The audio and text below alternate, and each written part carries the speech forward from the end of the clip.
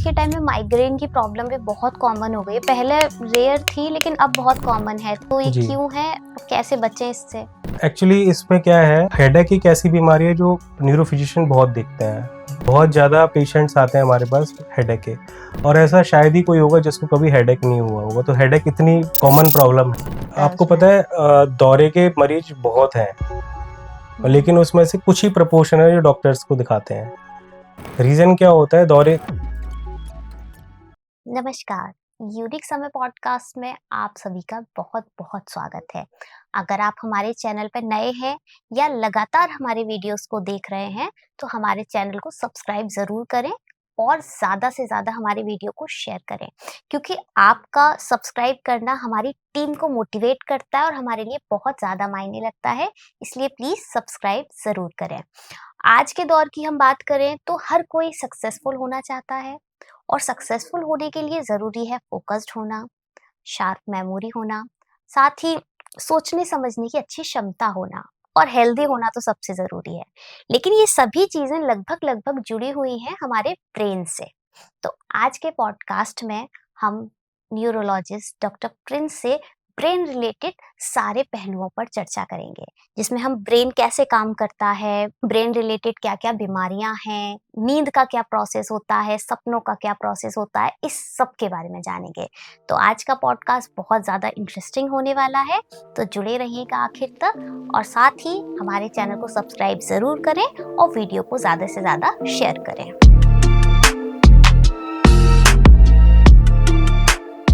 नमस्कार सर, बहुत बहुत स्वागत है आपका हमारे पॉडकास्ट में। बहुत अच्छा लगा आप आए।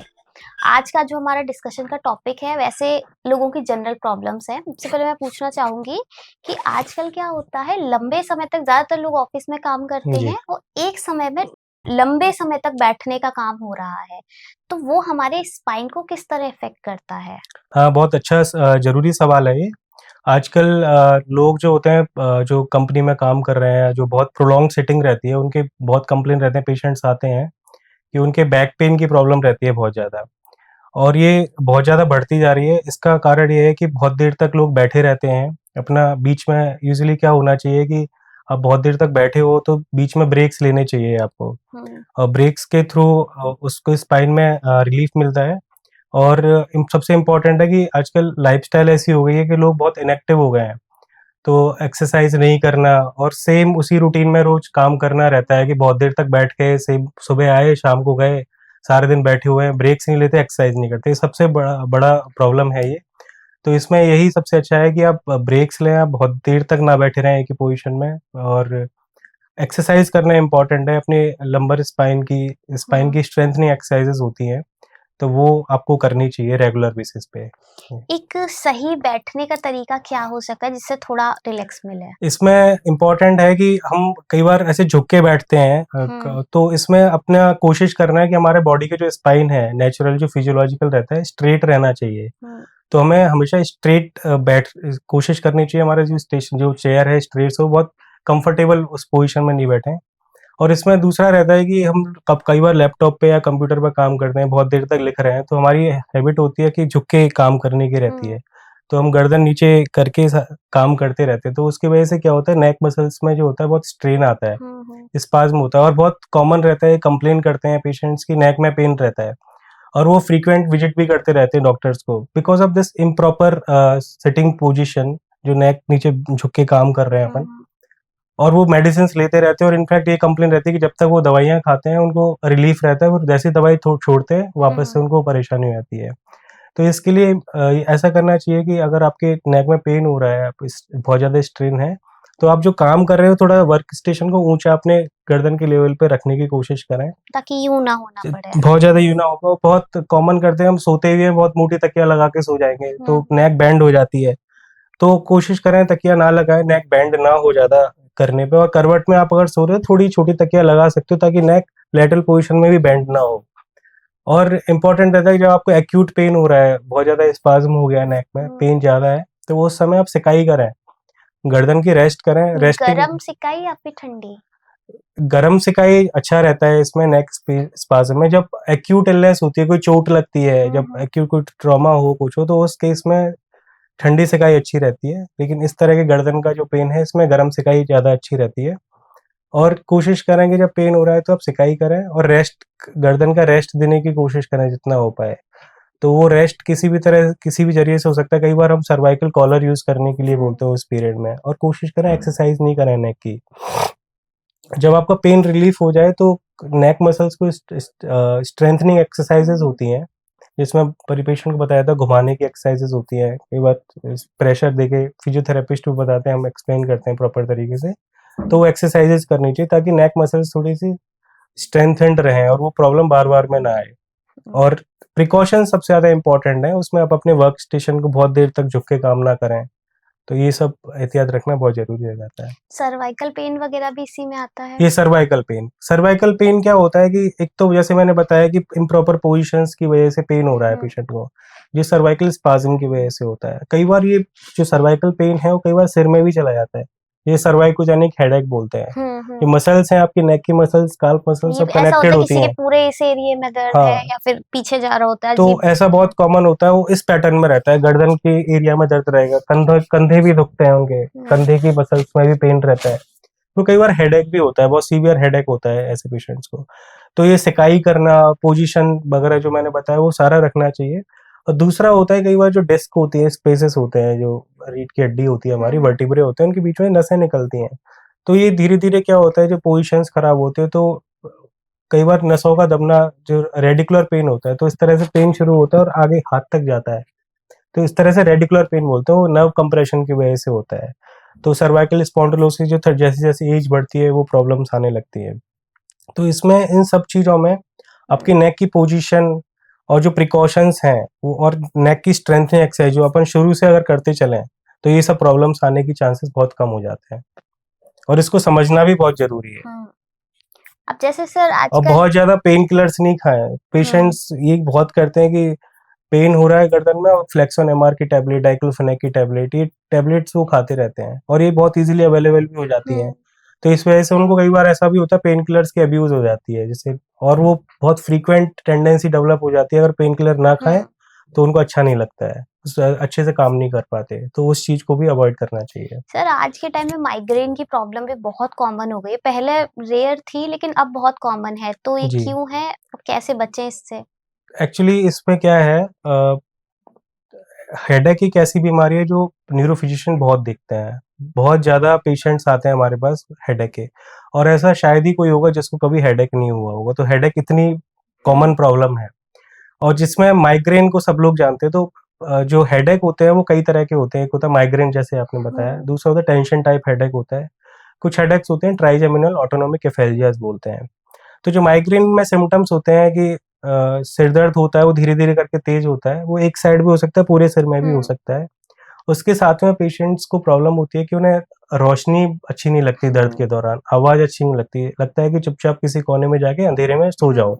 कई बार किसी किसी को उल्टी ऐसा मन करना, रेचिंग होना, उल्टियां आ भी जाती हैं, और ऐसे ऐसे फटने ऐसा दर्द होता है, थ्रोबिंग पल्सेटाइल हेडेक होता है। और उनकी हैबिट होती है, ऐसे हेडेक शुरू होता है पेन किलर खा लेते हैं, बड़ा इजीली मिल जाता है, सेरिडोन, वेसोग्रेन ले लेते हैं। ऐसे चलता रहता है कि धीरे धीरे क्या होता है, एपिसोडिक माइग्रेन बोलते हैं, महीने में 1 बार हो गया, 2 बार हो गया, 4 बार हो गया, तो पेन किलर खा लेते हैं, ठीक हो जाता है। पर ये फ्रीक्वेंसी बढ़ती जाती है धीरे धीरे। पेन किलर कई बार यूज करते करते इतनी बढ़ जाती है, वो काम नहीं करती दवाई, आदत बन जाती है, दवाई काम, तब वो उन्हें लगता है कि अब दिखाना चाहिए, कि डॉक्टर को दिखाना चाहिए। तो वो दिखाते हैं, जब तक तो बहुत ज्यादा, तो एपिसोडिक माइग्रेन होता है कि महीने में 4 बार तक दर्द हो गया। जब 8 बार से आया दर्द हो जाए माइग्रेन वाला, अगर दर्द 8 बार से आता है तो क्रॉनिक माइग्रेन कहते हैं, तो हमें अलग ट्रीटमेंट देना होता है उसमें। तो इसमें इंपॉर्टेंट यही है कि खुद से ओवर द काउंटर मेडिकेशंस नहीं खानी चाहिए माइग्रेन में। कुछ सिम्टम्स ऐसे होते हैं, माइग्रेन तो कॉमन बीमारी हो गई सिर दर्द की, कुछ सिम्टम्स ऐसे होते हैं कि हम पेन किलर खा लेते हैं सोच के कोई माइग्रेन का दर्द है, कॉमन दर्द है, पर वो प्रॉब्लम कर सकते हैं। जैसे कि हम कहते हैं सेकेंडरी हेडेक जिसे बोलते हैं, कि ये माइग्रेन या कोई प्राइमरी हेडेक नहीं है, ये अपने आप में कुछ और बीमारी है जिसकी वजह से सिर दर्द हो रहा है। अगर आपको सिर दर्द के साथ में बुखार आ रहा है, या किसी हाथ पैर में कमजोरी हो गई, या दौरे की ऐसे सिम्टम्स आ रहे हैं, आंख की रोशनी में कोई दिक्कत आ रही है, आंख की रोशनी कम हो रही है, या फिर आपके दो दिखना शुरू हो गया है, अगर इस तरह की कोई दिक्कत आ रही है, आपको दर्द की वजह से रात को नींद खुल जा रही है आपकी, इतना दर्द है, दवाइयों से कंट्रोल नहीं हो रहा है, और अभी शुरुआत हुआ है, नया नया दर्द है, नई शुरुआत है दर्द की। प्रेगनेंसी में आपको अगर हेडेक हो जा रहा है बहुत ज्यादा, आपकी उम्र 65 साल से ज्यादा है या 5 साल से कम है, एक्सट्रीम्स ऑफ एजेस में अगर हेडेक है, और इसके साथ में आंखों में कोई सूजन है, आंखों से बहुत ज्यादा पानी आ रहा है दर्द की वजह से, आप और भी बहुत सारे सिम्टम है, हाथ पैर में कमजोरी आ जाए, पेशाब रुक जाए, तो आपको हेडेक के साथ में अगर इस तरह के कुछ भी सिम्टम्स आ रहे हैं, you should consult neuro physician. इसमें ऐसा नहीं है कि हम ट्रीटमेंट दवाई खा ली, दवाई लिखवा ली, पर्चा बनवा ली और दवाई खा लें। इन्वेस्टिगेट करना जरूरी होता है। हो सकता है आप इस अगर ऐसे सिम्टम है तो हो सकता है कोई ट्यूमर हो, कोई ब्रेन में इन्फेक्शन हो, इस तरह की पॉसिबिलिटी हो सकती है। तो हमें ये सब सिम्टम्स इग्नोर नहीं करने चाहिए। बिल्कुल। महीने में एक आध दफा हो गया, हल्का दर्द है, मेडिसिन ले ली, ठीक हो गया, कोई बात नहीं। फ्रीक्वेंसी बढ़ रही है, इस तरह के कोई रेड फ्लैग सिम्टम्स हैं आपको, तो आपको कंसल्ट करना चाहिए, देरी नहीं करनी चाहिए। सर, आपके हिसाब से हमारी लाइफ में नींद कितनी ज़रूरी है और नींद पूरी ना होने से क्या-क्या परेशानियाँ होती हैं? देखिए, नींद एक तरह से, अगर ब्रेन सब सारा दिन फंक्शन कर रहा होता है, तो आपको नींद इसलिए इम्पोर्टेंट होती है कि वही एक टाइम होता है कि ब्रेन अपने आप में रिकवर करे। तो अभी एक नया कॉन्सेप्ट है जिसे बोलते हैं जी लिम्फेटिक्स। जैसे कि हमारी बॉडी में हमारे ब्लड वेसल्स होती हैं, तो जो ऑक्सीजनेटेड ब्लड दे रहा है बॉडी सेल्स को, और उसके बाद जो गंदगी बनती है वो वेन्स के थ्रू निकल जाती है, लिम्फेटिक्स के थ्रू। तो इस तरह से हमारा बॉडी फंक्शन कर रहा होता है। ऑक्सीजन निकाल लेती है सेल, जो बचा कुछ है, जो डीऑक्सीजनेटेड ब्लड है, वेन्स के थ्रू, लिम्फेटिक्स के थ्रू क्लियर हो जाता है। लेकिन ब्रेन में ऐसा अभी तक नहीं था। स्टडीज कहती थी कि ऐसा सिस्टम ब्रेन में नहीं होता, कि लिम्फेटिक्स होती हैं जो कचरा साफ कर रहे हैं। तो इसे बोलते हैं जी लिम्फेटिक्स बोलते हैं। ब्रेन के अंदर भी इस तरह का सिस्टम देखा गया है कि जो कचरा सफाई करे, ब्रेन के कचरा है, जो बहुत ज्यादा फ्री रेडिकल्स हैं, कुछ प्रोटीन्स हैं जो डेंजरस है, उनकी क्लियरेंस होती रहे। तो ये फंक्शन देखा गया है। जब हमारा ब्रेन सो रहा होता है, साउंड स्लीप में होता है, तो पल्सेटिंग मूवमेंट्स होते हैं ब्रेन के अंदर, वो इस जी लिम्फेटिक सिस्टम को इम्प्रूव करता है, बहुत अच्छा करता है इसके। जैसे आपने देखा होगा, कभी 10 मिनट अपन अच्छे से सो जाए, एकदम फ्रेश नींद खुलती है, तो ऐसी स्लीप होती है साउंड स्लीप, उसमें सबसे ज्यादा फंक्शन कर रहा होता है। तो ऐसी भी स्टडीज हुई हैं कि जहाँ पे नींद अगर प्रॉपर नहीं है, पेशेंट नींद अच्छी नहीं ले रहे हैं, तो उनको रिस्क रहती है अल्जाइमर्स डिजीज, डिमेंशिया वाली बीमारियों की रिस्क रहती है।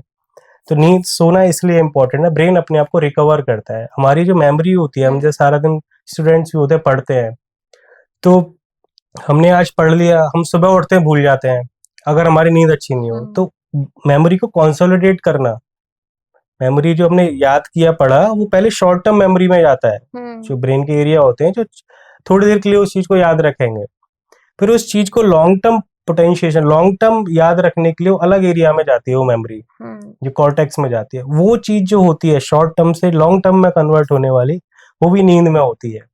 तो अगर अपन की नींद अच्छी नहीं होगी तो हमारी मेमोरी अच्छी नहीं होगी, हम चीजें याद नहीं कर पाए। तो स्टूडेंट्स के लिए बहुत इंपॉर्टेंट है, नींद अच्छी होनी चाहिए। एग्जाम के टाइम पे हम क्या करते हैं, पूरी रात रात पढ़ते हैं, तो शॉर्ट टर्म मेमोरी होती है, सोते नहीं है, कॉफी पीते हैं, पढ़ते रहते हैं, एग्जाम में लिखाते हैं किसी भी तरह, शॉर्ट टर्म मेमोरी होती है। अब देखते हैं एग्जाम जैसे खत्म होता है भूल जाते हैं। क्यों? क्योंकि वो कंसोलिडेट ही नहीं हुई मेमोरी, वो लॉन्ग टर्म मेमोरी में गई ही नहीं। लेकिन पुरानी चीजें हमने अच्छे से पढ़ी थी, अच्छे से सोए थे, याद करी थी, लेकिन वो अभी भी याद है। लेकिन जो अभी तुरंत पढ़ा एग्जाम से पहले, वो याद नहीं है। ऐसा बहुत कॉमन देखा जाता है। तो नींद का मेमोरी में, और बीमारियां जो डिमेंशिया जैसी बीमारियां हैं, उनको रोकने में नींद अगर अच्छी है तो वो भी, उनकी भी प्रिवेलेंस कम हो जाती है।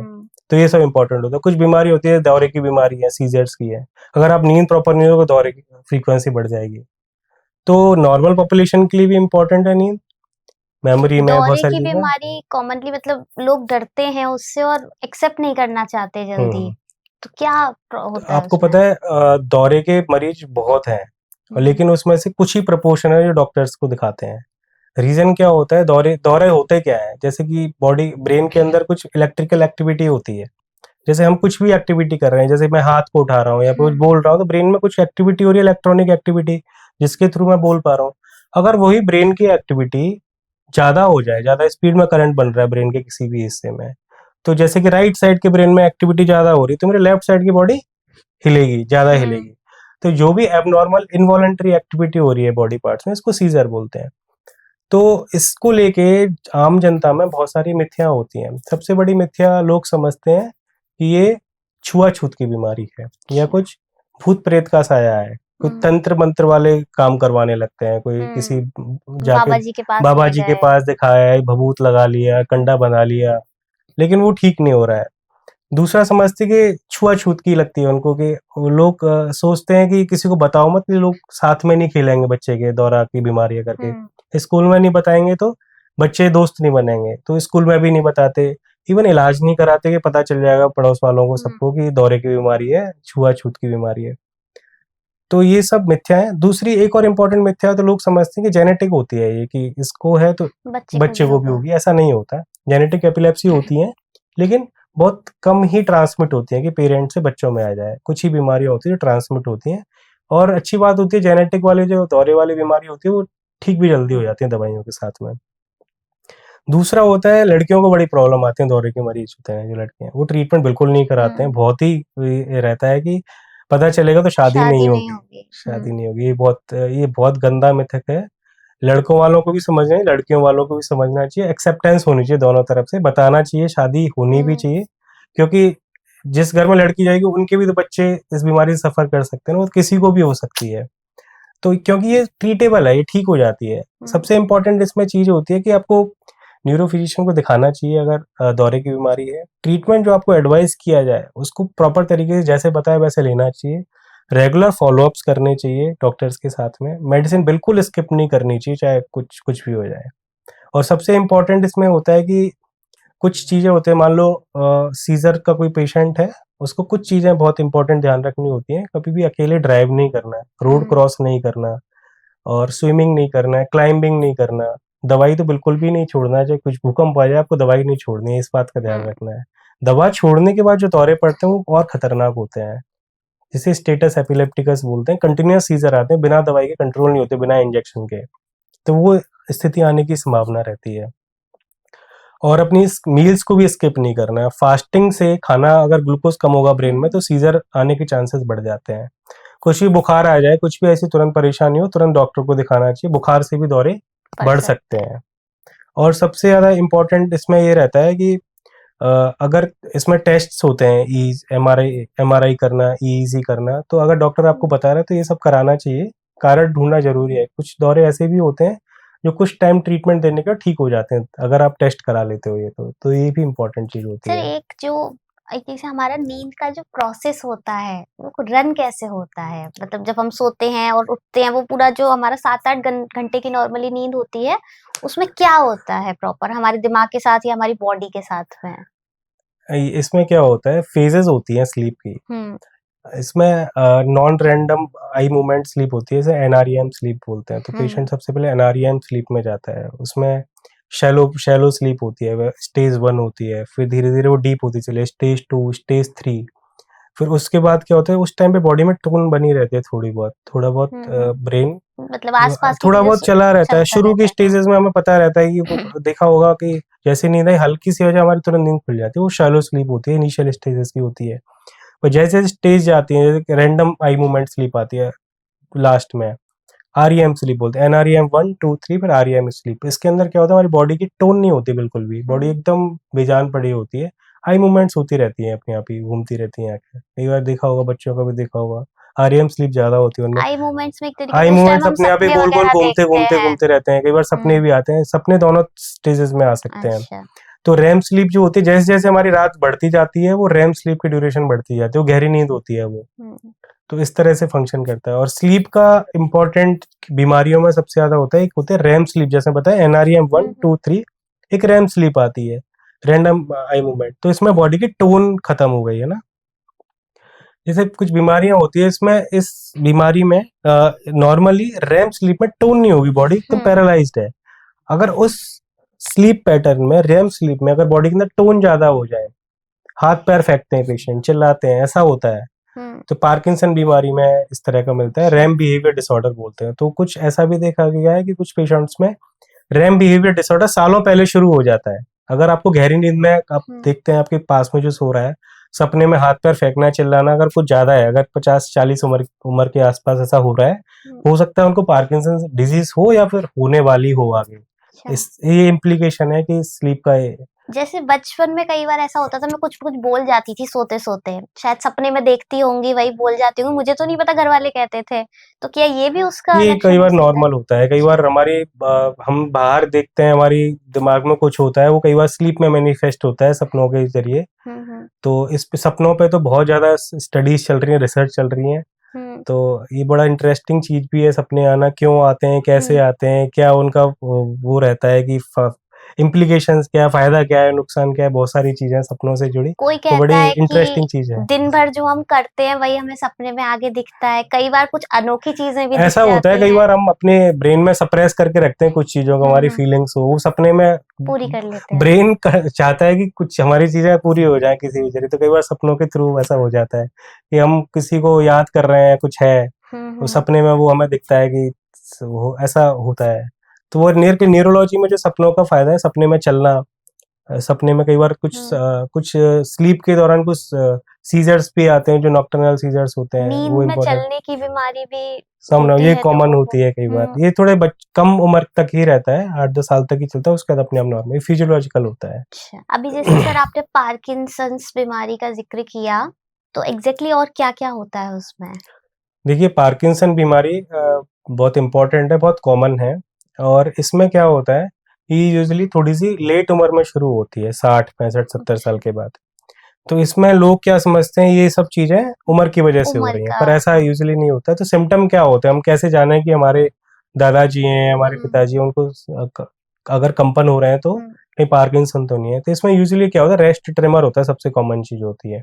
जैसे हम बात कर रहे हैं, टीवी देख रहे हैं, हाथ ऐसे रखे हैं या पढ़ रहे हैं, तो अपने आप से हिलने लग जाना, तो इसे रेस्ट ट्रेमर बोलते हैं, अपने आप इस तरह से हुँ, कंपन होने लग जाना। दूसरा, उनकी चाल धीमी होती है, जैसे-जैसे धीमे-धीमे करके, यूजुअली क्या होता है, एक साइड पहले धीमी पड़ती है, फिर धीरे-धीरे पूरी बॉडी में स्लोनेस आ जाती है। उनके मूवमेंट जो होते हैं, पैर जो जो फुटस्टेप्स होते हैं, वो स्मॉल हो जाते हैं, छोटे-छोटे अच्छा, कदम करके चलने लगते हैं, धीमे करके चलते हैं, हुँ, कई बार झुक के चलने लग जाते हैं। वो जैसे टर्न करते हैं, तो वो टर्न करने की स्पीड कम हो कम हो जाती है। जाती यूजुअली हम एक स्टेप में टर्न कर जाते हैं, उन्हें 2-3 स्टेप की ज़रूरत पड़ती है टर्न करने के लिए। गिरने की टेंडेंसी बढ़ जाती है, खड़े होने पीछे की तरफ ऐसा लगा, धक्का लगा, गिरने की चांसेस। और कड़कपन, जैसे कि मूवमेंट्स में जो ईजीनेस रहती है काम करने में, वो धीमी हो जाती है, वो है। टाइट हो जाते हैं, हाथ पैरों में टाइटनेस आती है, रिजिडिटी जिसे बोलते हैं। तो रेस्ट ट्रेमर, काम ना कर रहे हैं तब कंपन आना, हुँ, और चलने में धीमापन, इस तरह के सिम्टम्स पार्किंसन के होते हैं।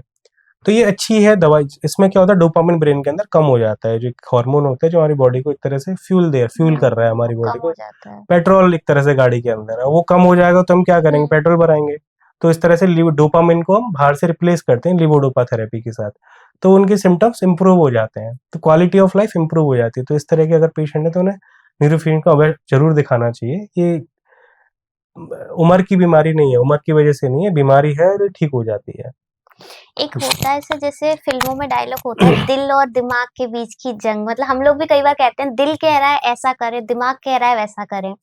तो दिल तो फैसले नहीं लेता, कॉमनली दिमाग ही लेता है, तो जो ये जो डिसीज़न मेकिंग का प्रोसेस होता है माइंड में जी, हमारे, ये कैसे रन करता है? देखिए हमारे ब्रेन के ना अलग-अलग हिस्से होते हैं। हुँ, तो कुछ हिस्से होते हैं इमोशंस के ऊपर डिपेंड जैसे करते हैं। आगे वाला लॉजिकल तो होता जैसे है। कि ये फ्रंटल कॉर्टेक्स हुँ, है हमारा, जो इसके अलग-अलग पार्ट होते हैं फ्रंटल के। एक होता है मीडियल फ्रंटल होता है, एक हुँ, डोर्सोलैटरल फ्रंटस होता है, एक आगे का हिस्सा होता है। तो जो जो एग्ज़ जो डोर्सोलैटरल फ्रंटल कॉर्टेक्स होता है हमारे एग्जीक्यूटिव फंक्शंस को अफेक्ट करता है। जो हम कैलकुलेशंस कर रहे हैं, या कुछ हम प्लानिंग कर रहे हैं, हुँ, कुछ प्रोग्रामिंग कर रहे हैं, कुछ कुछ ऐसे चीज़ें जो कॉम्प्लेक्स चीज़ें होती हैं, जो जो हमारी पर्सनैलिटी को भी दिखाती हैं, हुँ, करती हैं। जैसे कि आप एग्ज़ाम्पल, जैसे कि आपके घर में शादी है, उसको किस तरह से प्लान करना है, किस तरह से प्रोग्रामिंग करनी है, कितने गेस्ट बुलाने हैं, किसको क्या करना है, ये सब प्रोग्रामिंग, ये सब वो वाला हिस्सा कंट्रोल करता है। हुँ, एक ब्रेन का हिस्सा होता है मोटिवेशन वाला होता है, जो अगर वो हिस्से में अगर प्रॉब्लम हो जाती है, कई बार देखा होगा कुछ डिमेंशिया के पेशेंट्स होते हैं, एपैथी हो जाती है उसमें, जैसे काम करने की लैक ऑफ मोटिवेशन। जैसे पहले अखबार पढ़ते थे, टीवी देखते थे बाबूजी, अब एकदम बंद कर दिया देखना। हुँ, पहले सबसे गपशप करते थे, वो गपशप करना बंद कर दिया, तो मतलब एपैथी लाइफ हो की जाती है। मोटिवेशन खत्म हो मोटिवेशन जाती खत्म हो जाते हैं। एक होता है डिसइनिबिशन होता है, जो अपनी बॉडी को इनहिबिट करके रखता है। जो चीज़ें हैं सोशली इनएप्रोप्रिएट हैं, एक किसी को गाली नहीं देना है, है। इनएप्रोप्रिएट है, लेकिन वो इनिबिशन खत्म हो जाएगा उस ब्रेन के पर्टिकुलर हिस्से जाने की वजह से। तो इनिबिशन खत्म हो जाएगा तो हम कुछ भी जो नहीं करना चाहिए वो कर रहे हैं, सोशली गलत जगह पे यूरिनेट कर दिया, और बहुत सारी एग्जांपल्स होते हैं, कपड़े उतार दिए किसी के भी सामने, या फिर गलत तरीके से कपड़े पहन लिए। तो ये लैक ऑफ इनिबिशन, डिसइनिबिशन, ये तो ब्रेन के हिस्सा कंट्रोल करता है।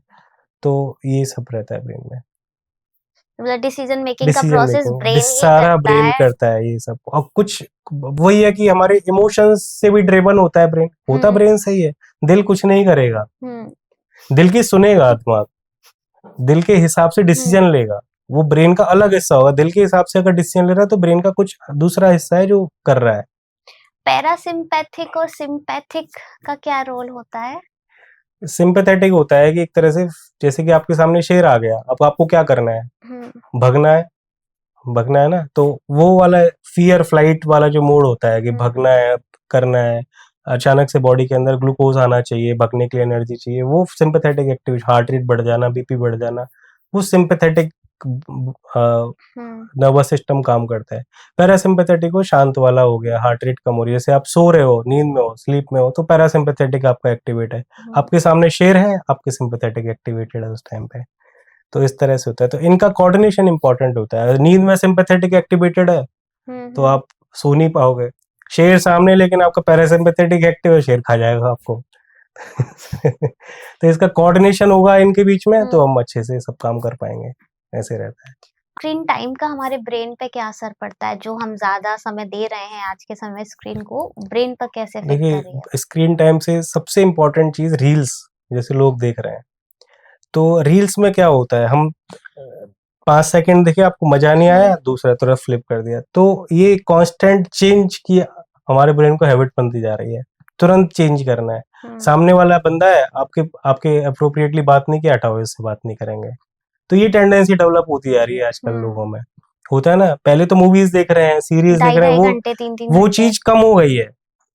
अब वो थोड़ा सा देखा, मूवी मजा नहीं आया, बेकार, तुरंत जजमेंटल हो जाना। तो रील्स का तो बहुत गंदा इफेक्ट जा रहा है इवन जनरेशन पे। छोटे छोटे 4-4 5-5 साल के बच्चे सारा दिन रील्स देखते रहते हैं, स्कूल से मोबाइल पकड़ा और रील्स देखना शुरू कर दिया, तो कैसे होगा उनका, वो याद कैसे कर पाएंगे, लर्निंग कैसे कर पाएंगे, उनको तो चेंज की वो आदत पड़ गई है, तुरंत इसमें चीजें मजा बदलनी नहीं है, आया, दूसरा तुरंत तुरंत तुरंत चेंज चाहिए उनको। चेंज इंपॉर्टेंट है, पर इतना फ्रीक्वेंट चेंज आपके ब्रेन पे बहुत नेगेटिव इम्पैक्ट डालता है। आप ये चीजें मेमोराइज ही नहीं कर पाओगे, आप चीजों को, पेशेंस आपके अंदर नहीं रहेगा, लैक ऑफ पेशेंस। आप पेशेंस कैसे रखोगे, आपको कोई चीज चाहिए, बच्चे जिद्दी हो जाएंगे, आपको अपन उन्होंने बोला मेरे को ये चाहिए, तुरंत नहीं दिया, चला रोने लगेगा बच्चा, जिद करने लगेगा, क्यों? क्योंकि उसके अंदर पेशेंस ही नहीं है। तो पेशेंस, जो धैर्यता होती है, वो खत्म हो जाएगी आपकी, आपको चेंज चाहिए, आपकी मेमोरी खराब हो जाएगी आपकी, है ना। और आप नींद भी इफेक्ट ऑब्वियसली आप होती है। टाइम वेस्ट, सबसे टाइम इम्पोर्टेंट, वेस्ट टाइम भी वेस्ट है। कर रहे हो, आप अपनी नींद खराब कर रहे हो, आप फालतू की चीज देख रहे हो, रात में 12-1 बजे तक, 2 बजे तक जग के रील्स देख रहे हैं। कई बार ऐसा होता है जैसे हम कुछ देख रहे हैं, उसमें कमेंट पड़ा हो मैं रात के 2 बजे देख रहा हूँ, कौन-कौन देख रहा है? तो वो हमारी वो नींद मैंने को, नहीं माइंड पे क्या इफेक्ट पड़ता है उसका? मतलब रात-रात भर जो लोग फ़ोन देख ये रहे तो हैं। गलत प्रैक्टिस है, ये तो बिल्कुल नहीं होना चाहिए, और इससे बिल्कुल बचना चाहिए। रात को नहीं देखना चाहिए, मोबाइल नहीं देखना चाहिए। एक स्लीप हाइजीन होती है, स्लीप हाइजीन का मतलब, हाँ, आप कैसे अच्छी नींद पूरी लोगे। तो आपको मोबाइल एटलीस्ट 1 घंटे पहले, बेड टाइम से पहले छोड़ देना चाहिए, mobile, TV, whatever, and preferably you should have one book while you going to bed. आप सोने जा रहे हो तो आप कुछ पढ़ते हुए सोएं, कुछ नोवेल पढ़ते हुए, कुछ अपनी पढ़ाई करते हुए, तो पढ़ते हुए सोएंगे तो अच्छा रहेगा। आप उसी मोड में जिस जिस मोड में सोओगे उसी मोड में आप उठोगे। तो आप अगर रील्स में सुबह उलझन में उठोगे, रील्स देखते हुए सुनोगे, डिप्रेस्ड उठोगे, पढ़ते हुए सुनो सोओगे तो आप सुबह कॉन्फिडेंट उठोगे नींद में। तो पढ़ के सोना है आप, यू शुड टेक, अगर हो सके तो वार्म बाथ थोड़ा लेके, आपका बेड शीट क्लीन होना चाहिए एकदम, आप सोने जा रहे हो। अब ऐसा नहीं है वहीं पे खा रहे हो, वहीं पे पड़े हो, वहीं पे मोबाइल चलाया, वहीं सब खिसकाया, वहीं सो गए, ये गलत हैबिट है। स्लीप हाइजीन क्या कहती है, अच्छे से बेडशीट क्लीन होनी चाहिए, आप खाना दूसरी जगह पे खा रहे हो, सोने जा रहे हो सिर्फ तभी बेड पे जा रहे हो, मोबाइल दूर रहना चाहिए 1-2 घंटे पहले, और थोड़ा सा नहा धो के अपना पैर वॉश करके कपड़े चेंज करके तब सोना चाहिए, और कम से कम 2-3 घंटे पहले खाना खाए, खाना खाते ही नहीं सोना चाहिए। तो ये सब चीजें कितने जरूर, घंटे की नींद नॉर्मली लेनी चाहिए? ये डिपेंड करता है। तो कुछ लोग 4 घंटे में भी नींद पूरी कर लेते हैं, कुछ लोग 10 घंटे में भी। तो at least 6 to 8 hours sleep should be there. अब छोटा बच्चा है तो वो 10-12 घंटे की स्लीप लेगा। जैसे-जैसे हमारी एज बढ़ती जाती है और स्लीप की ड्यूरेशन कम होती जाती है। पर ऐसा नहीं है आप ज़बरदस्ती आपने बोला कि मैं 4 ही घंटे सोऊँगा लेकिन आपको पूरा दिन खराब कर रहे हो उस चक्कर में, ऐसा भी नहीं होना चाहिए। तो एटलीस्ट 6 to 8 आवर्स की स्लीप फॉर अ स्टूडेंट होनी चाहिए। ब्रेन पर अल्कोहल और स्मोकिंग का क्या इफ़ेक्ट पड़ता है? देखिए कुछ चीज़ें होती हैं जैसे कि अल्कोहल हो गया, स्मोकिंग हो गया, बीपी की बीमारी, हाइपरटेंशन, डायबिटीज़, कोलेस्ट्रॉल का बढ़ना, ओबेसिटी, ये सारी जो चीज़ें हैं, अगर एक है तो भी रिस्क है और एक के साथ 2 हो गए तो और ज़्यादा रिस्क हो जाती है। किस चीज़ की? हार्ट की बीमारी, एमआई होने की, हार्ट अटैक होने की, स्ट्रोक होने की। ये क्या करती हैं अपनी जो ब्लड वेसल्स होती हैं जहाँ से ब्लड जाता है उसमें एथेरोस्क्लेरोसिस बढ़ाती हैं ये चीज़ें। तो उसकी जो ल्यूमेन होती है उसमें ल्यूमेन में कम हो जाती है, ल्यूमेन स्पेस कम हो जाता है ब्लड को फ्लो करने के लिए। तो स्पेस कम धीरे-धीरे वो स्पेस कम होना बढ़ता जाता है और एक स्टेज ऐसी आती है कि ब्लड फ्लो ही होना बंद हो जाता है। तो अचानक स्ट्रोक क्या होता है? अचानक से किसी ब्लड वेसल में ब्लड फ्लो होना बंद हो जाए और जो ब्लड वेसल जिस एरिया को सप्लाई कर रही थी वहाँ पे ऑक्सीजन नहीं पहुँच रही, ब्लड नहीं पहुँच रहा, तो स्ट्रोक हो जाना। अचानक से किसी भी बॉडी पार्ट का वीक हो जाना अचानक से। इसमें क्या हो सकता है? जैसे स्ट्रोक की बात करते हैं हम इसी संदर्भ में। स्ट्रोक में क्या होता है? स्ट्रोक होता है सडनली कोई भी न्यूरोलॉजिकल प्रॉब्लम हो जाना। अच्छा। इसमें इसको समझने के लिए सबसे सिंपल चीज़ होती है, एक होता है बी फास्ट, BEFAST। बी का मतलब होता है अचानक से बैलेंस का खराब होना। इस चलने में आपके पैर इधर से उधर पड़ रहे हैं, बहुत ज़्यादा चक्कर आ रहे हैं, तो हो गया बैलेंस, बी। ई का मतलब आई के अंदर अचानक से 2 दिखना शुरू हो जाए, ये अचानक से दिखना बंद हो जाए, ये भी एक सिम्टम हो सकता है स्ट्रोक का। BE। एफ का मतलब फेशियल ड्रूपिंग, अचानक से चेहरे का एक साइड से झुक जाना, पानी पी रहे हो पानी नहीं रुक रहा, एक साइड से निकल जाना, फेस की पैरालिसिस हो गई, बेसिकली फेशियल मसल्स की वीकनेस। एफ। ए का मतलब आर्म, ए जब हाथ का भी पैर का भी, आर्म वीकनेस हाथ काम करना बंद कर अचानक ऐसे, अभी ठीक कर रहा था, खाना खाया तुरंत से अचानक से काम उठा ही नहीं जा रहा है, ऐसा होना चाहिए, सडन होना चाहिए, वो बढ़ सकता है। ए हो गया। FAS का मतलब स्पीच, जैसे मैं बोल रहा हूँ अचानक से तुतलाने लग जाऊं, अचानक से आवाज साफ नहीं आना, डिसआर्थ्रिया जिसे बोलते हैं, स्पीच प्रॉब्लम। टी का मतलब टाइम, अगर आपको इसमें से कुछ भी सिम्टम आ रहा है, एक भी सिम्टम आ रहा है, आपको इमीडिएटली हॉस्पिटल इमरजेंसी में रश करना है। स्ट्रोक क्या होता है? स्ट्रोक 2 तरह के होते हैं, एक तो मैंने जैसे बताया कि ब्लड वेसल के अंदर ब्लड फ्लो कम हो गया, रिस्क फैक्टर्स बताए, hypertension, diabetes, smoking, alcohol, obesity, sedentary lifestyle. अगर आपकी फैमिली में हिस्ट्री है अगर इस तरह की बीमारियों की तो भी आपकी रिस्क बढ़ जाती है स्ट्रोक की, हार्ट अटैक की। तो इसके अंदर ब्लड फ्लो कम हो जाना, ये हो गया इस्कीमिक स्ट्रोक। और ऐसा भी हो सकता है ब्लड वेसल रप्चर हो जाए, इसे बोलते हैं हेमरेजिक स्ट्रोक, उसमें भी इस तरह के सिम्टम्स हो सकते हैं जो मैंने आपको बताए। सर सर्दियों में स्ट्रोक के पेशेंट आई थिंक ज्यादा आते हैं, ऐसा सुना है मैंने। अब क्या हो रहा है, स्ट्रोक के, हार्ट अटैक के, इस तरह के पेशेंट सर्दियों में बढ़ जाते हैं। इसका रीजन क्या है? सर्दियों में क्या होता है, हमारी बॉडी जो होती है टेम्परेचर मेंटेन करने की कोशिश करती है, अंदर का कोर टेम्परेचर, तो उसके लिए क्या करती है, ब्लड वेसल्स को कॉन्स्ट्रिक्ट कर देती है। तो ब्लड वेसल्स की जो ल्यूमेन है वो पतली हो जाती है वैसो कंस्ट्रिक्शन की वजह से।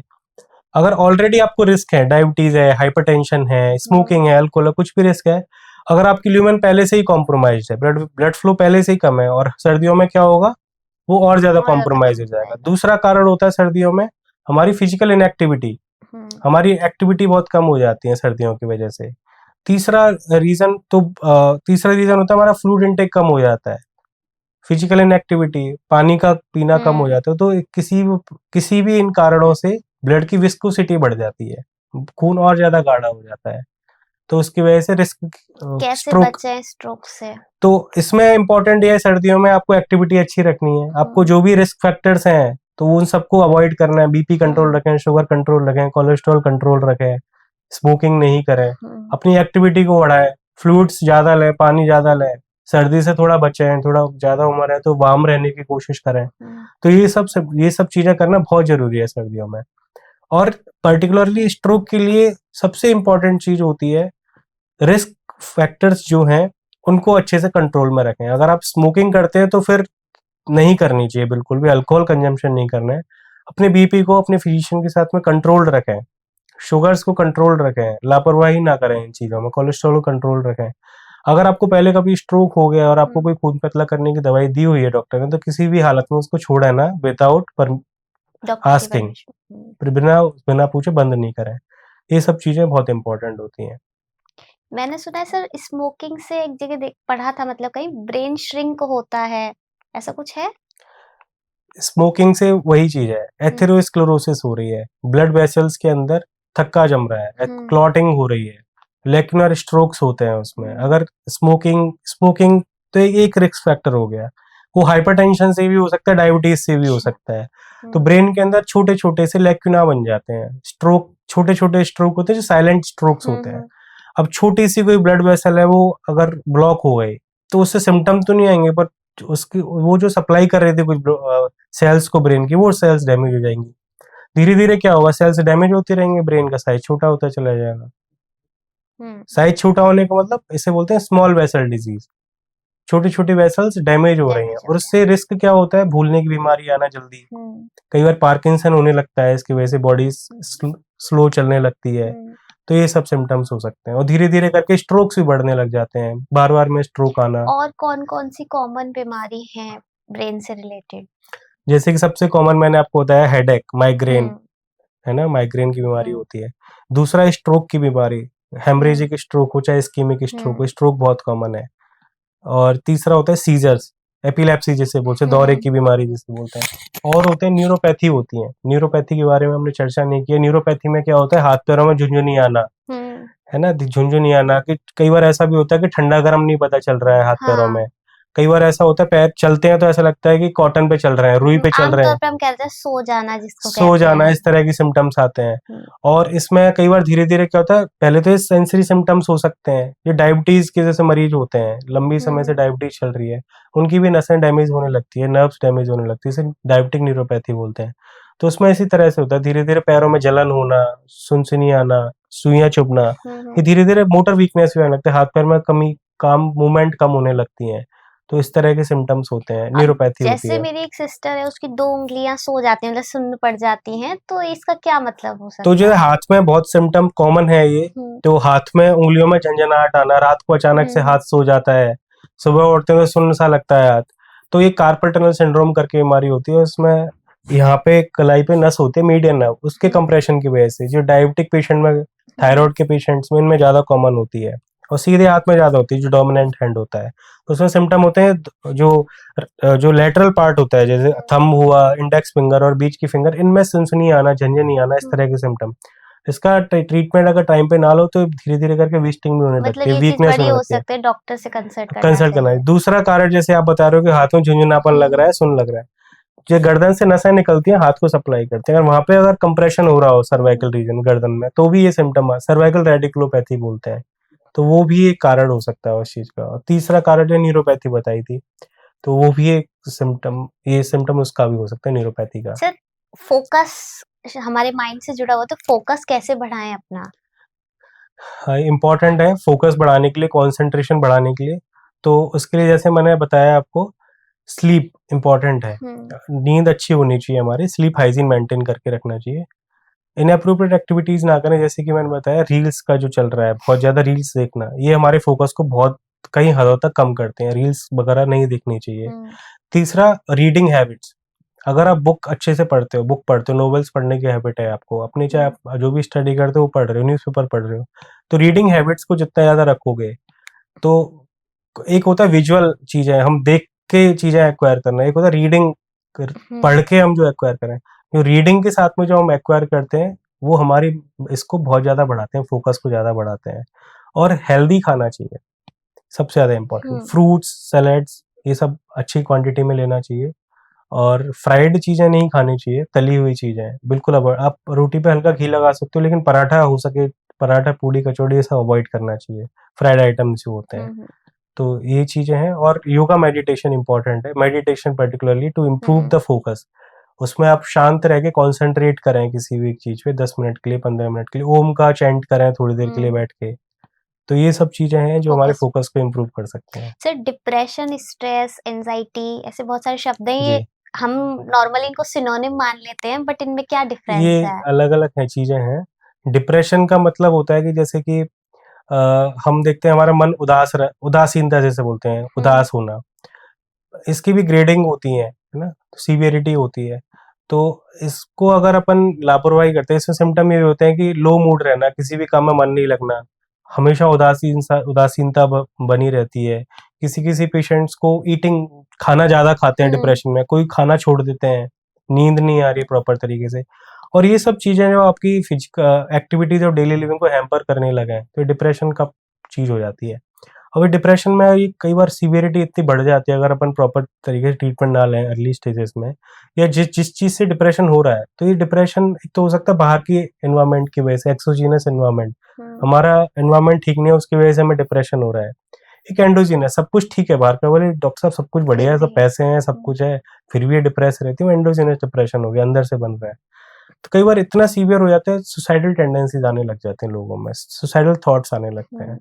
तो वो स्टेज ना आए, ट्रीटमेंट प्रॉपर लें, काउंसलिंग कराएं, जो भी लगे उसमें, इसको ये ना समझें कि लोगों को लगेगा डिप्रेशन, क्या सोचेगा कोई, नहीं, ट्रीटमेंट लें, दिखाएं डॉक्टर को, करना चाहिए। स्ट्रेस होता है कि कई बार टेम्पररी होता है किसी वजह से, चलो हमारा प्रेजेंटेशन है, स्ट्रेस हो गया, टेंशन हो गई, प्रेजेंटेशन हुआ उसके बाद ठीक ठीक हो हो गया। गया, तो ये स्ट्रेस रिएक्शंस नॉर्मल होती हैं।